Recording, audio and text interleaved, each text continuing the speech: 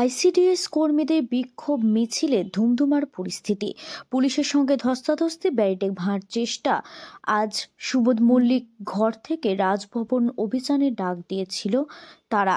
Mobile সংক্রান্ত সমস্ত রকম শর্ত প্রত্যাহারের করে সেন্টার নামে সিম কার্ড প্রদান, কর্মী সহকারিতাদের সরকারি কর্মীর ন্যায় বেতন সহ সরকারি কর্মীর স্বীকৃতি, সমস্ত সামাজিক সুরক্ষা এবং ডিম ও সবজি বরাদ্দ বৃদ্ধিতে আজ তারা রাজভবন অভিযানের ডাক দিয়েছেন। সেখানে কলকাতা কর্পোরেশনের কাছে ব্যারিকেড করে তাদের মিছিল আটকাতে হয়।